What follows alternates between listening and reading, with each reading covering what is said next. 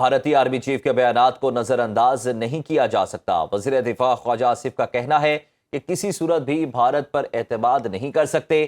افغانستان در اندازی کا رہا ہے، اس میں بھارت کا ہاتھ ہے۔ NFC میں صوبوں کا حصہ کم نہیں کریں گے، صوبوں کو کہیں گے دفاع اور قرض کی ادائیگی میں اپنا حصہ ڈالیں۔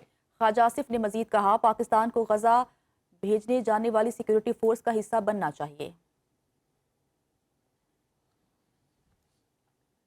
وزارت دفاع کے مختلف منصوبوں کے لیے 50 ارب روپے کی ضمنی گرانٹ کی منظوری۔ وزیر خزانہ محمد اورنگزیب کی زیر صدارت کابینہ کی اقتصادی رابطہ کمیٹی کا اجلاس ہوا۔ اعلامیے کے مطابق کمیٹی نے وزارت داخلہ کے لیے 10 کروڑ روپے کی تکنیکی ضمنی گرانٹ کی منظوری دی۔ بارڈر کنٹرول آپریشنز کے لیے 84 کروڑ روپے کی تکنیکی ضمنی گرانٹ منظور کر لی گئی۔ کمیٹی نے پاسکو کو ختم کرنے کے بعد نئی کمپنی قائم کرنے کی سمری کا جائزہ لیا۔ گندم کے امور کے لیے خصوصی کمپنی کا قیام کا فیصلہ۔ سمندر میں تیل اور گیس کی تلاش کے لائسنسز میں توسیع کی بھی منظوری دی گئی۔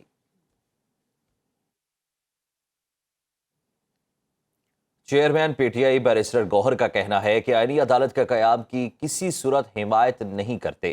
جن ممالک میں آئینی عدالتیں ہیں وہاں صرف آئین کی تشریح ہوتی ہے، یہاں تمام سیاسی اور آئینی فیصلوں کا اختیار آئینی عدالت کو دے دیا گیا۔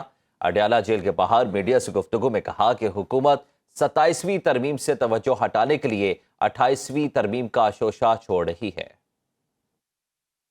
28ویں ترمیم سے توجہ ہٹانے کے لیے یہ 28ویں ترمیم کی باز گشت کر رہے ہیں۔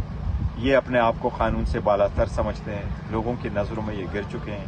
ان کی کوشش یہی ہے کہ عدلیہ کو ایسے سائیڈ لائن کر کے کچھ حاصل کر لیں گے۔ عدلیہ کو کبھی آپ سائیڈ لائن نہ کریں۔ عدلیہ یہ جمہوریت کی مضبوطی کے لیے ہوتا ہے۔ الزامات پہ مبنی ایک رپورٹ ہے۔ میں سمجھتا ہوں اس وقت میں جبکہ بشرا بی بی جیل میں ہے، جبکہ خان صاحب آئسولیشن میں ہے، کوئی بندہ نہیں جا سکتا، اس وقت میں اس قسم کے آرٹیکل کا آنا بہت افسوسناک ہے۔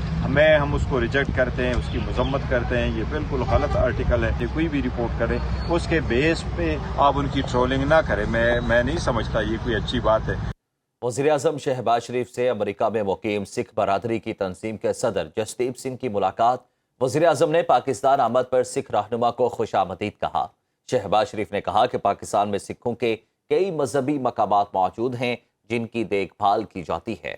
ہم دنیا بھر سے پاکستان آنے والے سکھوں کو ہر ممکن سہولیات فراہم کرنے کے لیے کوشاں ہیں۔ سکھوں کو مزید بہتر سہولیات دینے کے لیے اسٹریٹجی بنا رہے ہیں۔ جسدیپ سنگھ نے شاندار میزبانی اور سکھ یاتریوں کی مہمان نوازی پر وزیر اعظم اور حکومت پاکستان کا شکریہ ادا کیا۔ ملاقات میں وفاقی وزیر قانون اعظم نذیر تارڑ اور پاکستانی نیاد امریکی کاروباری شخصیت ساجد تارڑ بھی موجود تھے۔ نائب وزیر اعظم اسحاق ڈار کی ماسکو میں شنگھائی تعاون تنظیم کے اجلاس کے دوران روسی صدر ولادیمیر پیوٹن سے ملاقات ہوئی ہے۔ روسی صدر نے SCO کے رکن ممالک کے سربراہان حکومتی وفود کا خیر مقدم کرتے ہوئے علاقائی اقتصادی تعاون کو مضبوط بنانے اور خطے میں رابطے استحکام اور باہمی فائدے کی حامل ترقی کے لیے تنظیم کے اہم کردار پر زور دیا۔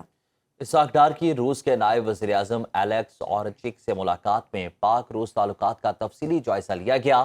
نائب وزیر اعظم اسحاق ڈار کی ماسکو میں چینی وزیر اعظم لی شیانگ سے بھی ملاقات ہوئی۔ ترجمان دفتر خارجہ کے مطابق SCO سربراہان حکومت اجلاس کے موقع پر دونوں رہنماؤں نے دو طرفہ اور کثیر الجہتی تعاون کا جائزہ لیا۔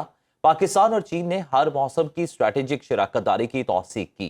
SCO فریم ورک کے تحت تعاون بڑھانے اور دو طرفہ رابطے جاری رکھنے پر اتفاق کیا گیا۔